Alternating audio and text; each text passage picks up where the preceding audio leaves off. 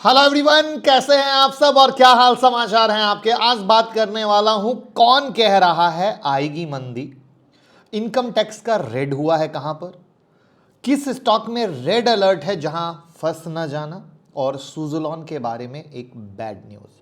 तो मैं मुकुल अग्रवाल आपका आप ही के यूट्यूब चैनल में स्वागत करता हूं। साथ में वीडियो के आखिर में देंगे बेहतरीन शेयर कल ट्रेड करने के लिए। तो पहले इनकम टैक्स की रेड की न्यूज से। तो आज मार्केट में न्यूज आई कि इनकम टैक्स का छापा पड़ा है टाइल्स बनाने वाली कंपनी एशियन ग्रेनिटो इंडिया के से जो कंपनी है उसके ऊपर, और जिससे क्या हुआ, इसके शेयर गिर गए।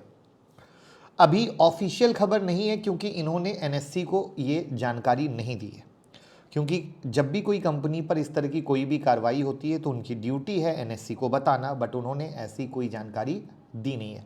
बस मार्केट में खबर है कि अहमदाबाद की ये कंपनी है, उसके कई दफ्तर पर 40 से ज़्यादा ठिकानों पर छापामारी हुई है। स्टॉक 52 वीक लो पर पहुंच चुके हैं, 48 रुपीज़ के लेवल पर चल रहा है।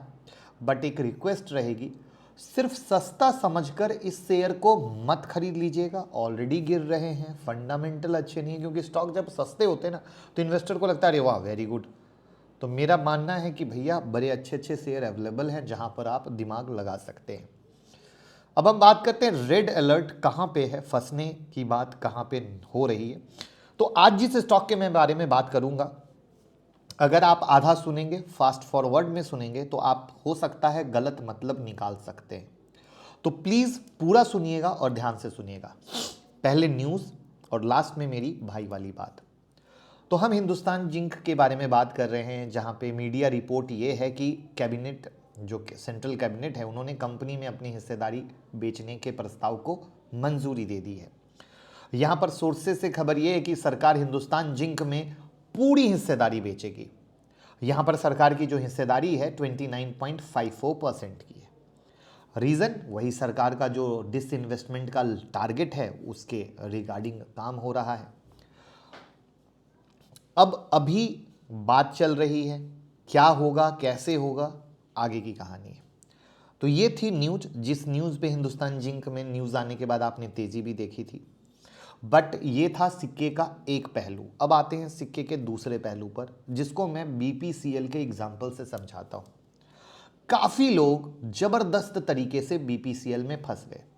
जब जब बीपीसीएल के डिसइन्वेस्टमेंट की न्यूज़ आई, स्टॉक में तेजी हुई और फिर वो गिर गया, क्योंकि डिसइन्वेस्टमेंट की प्लानिंग या तो पीछे हो गई या कोई खरीदार नहीं आया, किसी भी कारण से डील नहीं हुई। न्यूज़ जितने बार आई उतनी बार बीपीसीएल उछला और लोगों को लगा अरे वाह हम तो मौका छोड़ चुके हैं, मतलब हम पीछे रह गए, फोमो, और उन्होंने चढ़ के लिया और स्टॉक वापस से धम, और फंसते चले गए, जबरदस्त नहीं बुरे तरीके से। तो रिटेल भाई को क्या लगता है कि अच्छी कंपनी है, प्राइवेट हाथ में जाएगी और भी बेहतरीन रिटर्न देगी। अब सेम कहानी कुछ ऐसी ऐसी होती सी हिंदुस्तान जिंक में लग रही है कि अब जब जब न्यूज़ आएगी हिंदुस्तान जिंक बिकने वाला है, कोई लेने वाला है, तो स्टॉक में होगी तेजी।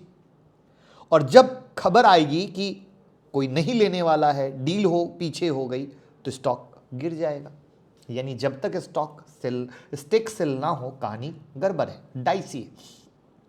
उससे भी इंपॉर्टेंट सवाल यह है कि क्या कोई प्राइवेट कंपनी ने ले भी लिया तो क्या रातों रात मल्टी बैगर हो जाएगा? क्या रातों रात 300 का स्टॉक 3000 हो जाएगा? हम पीछे रह जाएंगे, हमसे सब कुछ छूट जाएगा? इस बात पे करना है विचार। आप खुद कमेंट में बताएं, सिर्फ इस सोच और इस न्यूज़ के कारण कितने लोग बीपीसीएल में फंस गए हैं। ये आपकी जिम्मेदारी है कमेंट बॉक्स में बताना, जिससे जो पूरा हिंदुस्तान सुनता है, देखता है, हमारा परिवार देखता सुनता है, वो समझ सके हर दिन मार्केट में नए लोग आ रहे हैं। तो मैं उम्मीद करूंगा आप सब लोग कमेंट बॉक्स में ज़रूर बताएंगे बीपीसीएल में कौन कौन फंसा है। तो आई होप मेरी बात आपको समझ में आ गई होगी कि मैं कहना चाह रहा हूं हिंदुस्तान जिंक अच्छा स्टॉक है, बट इस डिसइन्वेस्टमेंट की न्यूज़ पर आंख बंद करके बाय ना करें। बीपीसीएल के एग्जाम्पल को दिमाग में रखें और वीडियो को फटाफट लाइक कर दें और भाई वाला काम करें। अब हम बात करते हैं कौन कह रहा है आएगी इकोनॉमिक क्राइसिस। लगातार इकोनॉमिक क्राइसिस की बात हो रही है, रिसेशन की बात हो रही है। अब फाइनली उस इंसान ने बोल दिया जिसे नहीं बोलना चाहिए था। रूस और यूक्रेन की वजह से इंटरनेशनली इकोनॉमिक क्राइसिस को देखते हुए वर्ल्ड बैंक ने मंदी की आशंका जताई है। जो विश्व बैंक के प्रेसिडेंट हैं उनका कहना है जो ये वॉर है इसका जो असर है खाद्य पदार्थ, ऊर्जा, फर्टिलाइजर की सप्लाई पर पड़ रहा है, जिससे ग्लोबल मंदी आ सकती है। यहां पर इस संकट को देखते हुए विश्व बैंक ने पहले ही 2022 के अपने ग्लोबल ग्रोथ अनुमान को 1% घटाकर 3.2% कर दिया है। अभी यहां पर ऊर्जा की जो प्राइसेस लगातार बढ़ते जा रहे हैं, जर्मनी की इकोनॉमी सुस्त हो चुकी है, यानी स्लो डाउन स्टार्ट हो चुका है, जबकि जर्मनी दुनिया की चौथी सबसे बड़ी इकोनॉमी है। फर्टिलाइजर के कम उत्पादन से दूसरे देशों के हालात बिगड़ रहे हैं, यानी एक स्लो पॉइजन की तरह हो रहा है। ग्लोबल जीडीपी को देखते हुए कहना मुश्किल है कि मंदी से कैसे बच सकते हैं। युद्ध की वजह से रूस और यूक्रेन की इकोनॉमी भारी गिरावट में जा रही है और बहुत पीछे चली जाएगी, क्योंकि वॉर इतना लंबा चलेगा किसी ने नहीं सोचा था। वहीं पर यूरोपियन कंट्री देख लो, चाइना देख लो, अमेरिका देख लो, चीज़ें धीरे धीरे सुस्त हो रही हैं, रफ्तार धीमी हो रही है। यहां पर फर्टिलाइजर, खाने पीने के सामान, एनर्जी की प्राइस में जो तेज उछाल आया है, इससे सबसे ज्यादा प्रॉब्लम फेस करेगा विकासशील देश। विकसित देश आगे है, उसे प्रॉब्लम आएगी, बट विकासशील देश को सबसे ज्यादा दिक्कत आने वाली है, जो ग्रो करने की कोशिश में। यहां पर एक चीज जो उन्होंने कही, जो मैं भी मानता हूं, कि ऊर्जा की कीमत यानी एनर्जी के प्राइसेस अगर दोगुने हो गए तो ये अकेला अपने आप में मंदी को बढ़ावा देने के लिए काफी है।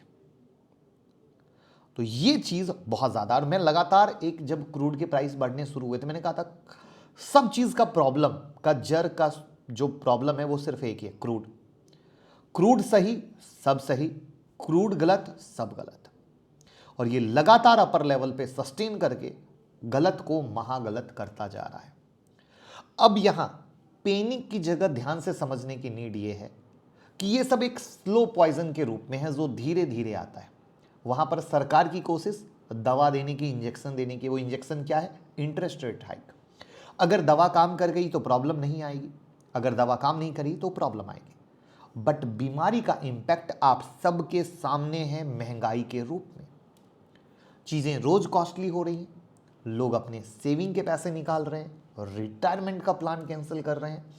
आपके पास पैसे हैं बट आपके पैसे की वैल्यू रोज गिर रही है, और यहीं पर फोकस करना है आप सबको, सेकेंड अर्निंग पर, ताकि आप इस कंडीशन को हैंडल कर पाएं। वरना मुश्किल में आ जाएंगे, तो तैयारी अभी से शुरू कर दीजिए।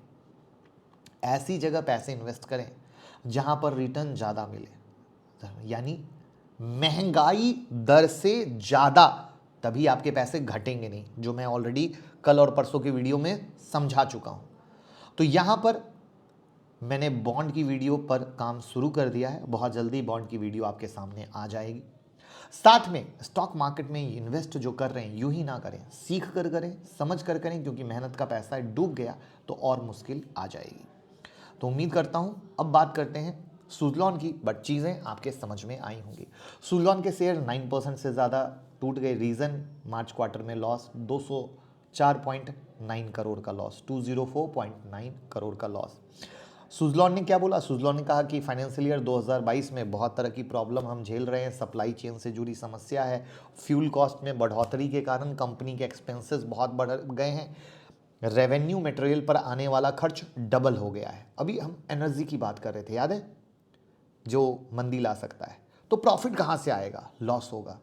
तो क्रूड जब तक ऊपर रहेगा सारे सेक्टर यूं ही इंपैक्ट लेते रहेंगे, और यही रीज़न है सुज़लॉन के गिरने का। बट इससे सीखने को क्या मिला?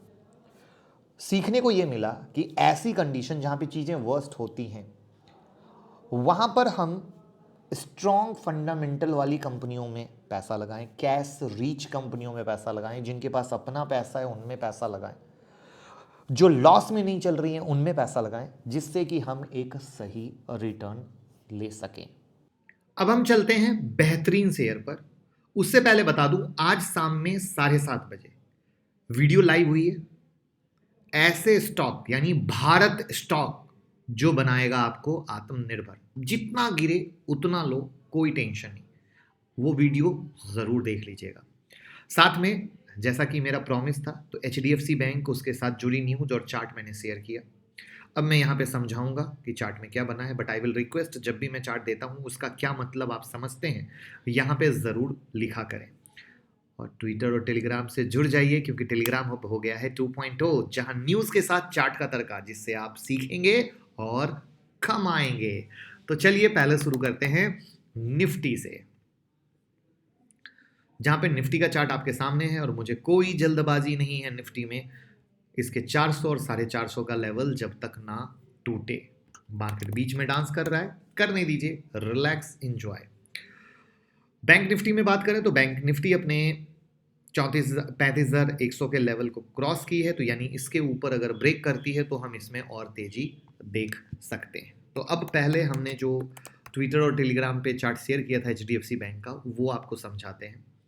जहां पे ये एक हाई था, जहां से गिरा, दूसरा हाई, फिर गिरा और वापस तीसरा हाई, तो ये लगातार रेसिस्टेंस, यानी ये जो 1371-72 का लेवल है, अगर ये टूटता है तो हम इसमें यहां से तेजी देख सकते हैं, और अगर नहीं टूटता है तो यहां से गिर सकता है।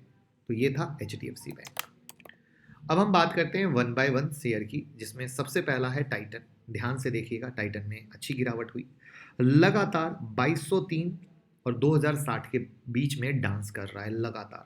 तो यानी अगर जिस दिन भी मेरे लेवल चेंज नहीं होते, मैं यहाँ पे बता दूं कि जिस दिन भी 2205-7 के ऊपर निकला तो बहुत अच्छा, या 2030 के नीचे टूटा तो और पैनिक आएगा। तो याद रखिएगा, इस लेवल को समेट के रखिए, संभाल के रखिए, कि जिस दिन भी मौका लगे आपके हाथ से तीर छूटे ना। और साथ में डीमेट और ट्रेडिंग अकाउंट का लिंक डिस्क्रिप्शन में है, आप जिसके साथ ओपन करना चाहें ओपन करें और भाई को भी प्यार दें। बात करते हैं एक्सिस बैंक की। एक्सिस बैंक भी एक गिरावट था, कंप्लीट साइडवेज में चल रहा था, जहां पे हमें फोकस करना है कि इसका जो 685-86 का लेवल है, अगर इसके ऊपर ब्रेक करता है, सस्टेन करता है, तो हम यहाँ से तेजी देख सकते हैं, और नहीं ब्रेक करे तो वापस से डाउन साइड। बट याद रखिएगा प्लीज़, हमें इसमें कंफर्मेशन लेने की नीड होती है, बिना कंफर्मेशन के ट्रेड नहीं करते। और आज वापस से हमने आपके लिए, आप लोग कहते हो हमारे पास पैसे नहीं है, हमारे पास कम फंड है, तो फ्री टेक्निकल एनालिसिस की प्लेलिस्ट फ्री, इसको देखने के बाद entry, stop loss, target, intraday swing सब सीखेंगे, कमाएंगे। तो ये प्लेलिस्ट देखें, टेलीग्राम पे भी डाल दी, ट्विटर पे भी डाल दी, लाइफ चेंजिंग है। अगर इसको रीट्वीट करेंगे, घर घर पहुंचाएंगे, तो हम आपके आभारी रहेंगे और इस परिवार को आगे बढ़ाएंगे। तो देखते हैं, अभी 10 रीट्वीट है। रात में वीडियो देखने के बाद कितने लोग हमारी मेहनत को सार्थक करते हुए इसको मैक्सिमम रीट्वीट करते हैं, जिससे हर इंसान जो अफोर्ड नहीं कर सकता है वो इस फ्री लिस्ट से कमाए और आशीर्वाद मिलता रहे।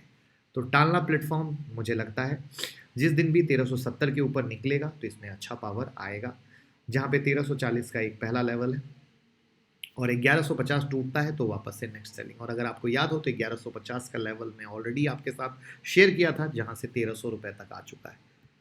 इसके बाद बात करते हैं दूसरे शेयर की, वो है टीवीएस मोटर का, जहां पे ट्रेडिंग व्यू लगता है स्लो हो चुका है।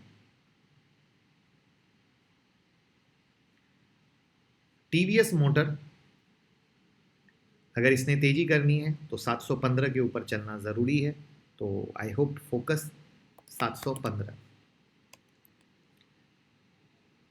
नेक्स्ट स्टॉक है वी गार्ड का, जहां पे इसे कल अगर चलना है तो 235-36 के ऊपर चलना ज़रूरी है, और वहीं पर 227 का सपोर्ट है। उसके बाद बात करते हैं सफायर फूड्स के बारे में, जिसमें कल मैंने न्यूज़ आप लोगों के साथ शेयर करी थी, और इसके बॉटम में किस तरह का सपोर्ट है वो आपके दिखाने की कोशिश करता हूं, कि मार्केट इस बॉटम के लो 975 के पास होल्ड किया है, तो फोकस कीजिए ये 975, और 946 का लो अगर ब्रेक नहीं करता है तो आप यहां से जंप देखेंगे।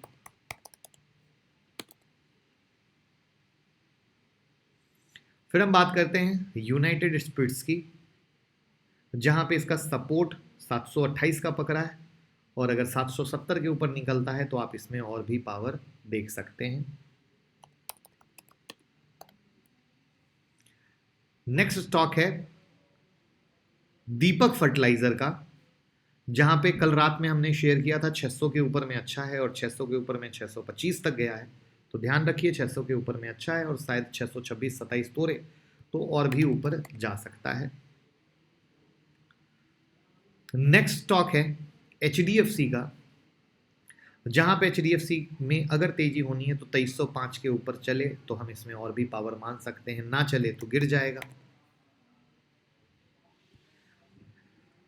कोलगेट लगातार एक जगह अटका हुआ है, लगातार लगातार लगातार। तो लेट्स सी क्या 625 के ऊपर सस्टेन करता है, बाइंग कंफर्मेशन देता है, तो यहां से आप इसमें नेक्स्ट तेजी देखेंगे। उसके बाद बात करते हैं SBI की। अगेन SBI लगातार एक ही लेवल पे अटका हुआ था, तो आई होप 470-72 के ऊपर चले तो हम इसमें कल पावर देख सकते हैं। तो उम्मीद करूंगा कमाते रहें, आशीर्वाद देते रहें, वीडियो को लाइक करें, शेयर करें, घर घर पहुंचाएं। मैं अपनी मेहनत पूरी कर रहा हूं जिससे हमारा परिवार सीखे समझे, लेकिन अगर आप ये वीडियो लोगों तक पहुंचाएंगे तो सब लोग सीखेंगे, सब लोग कमाएंगे और पूरी दुआएं हर जगह पहुंचेंगी, आपको भी मिलेगी, हमें भी मिलेगी। Thank you so much.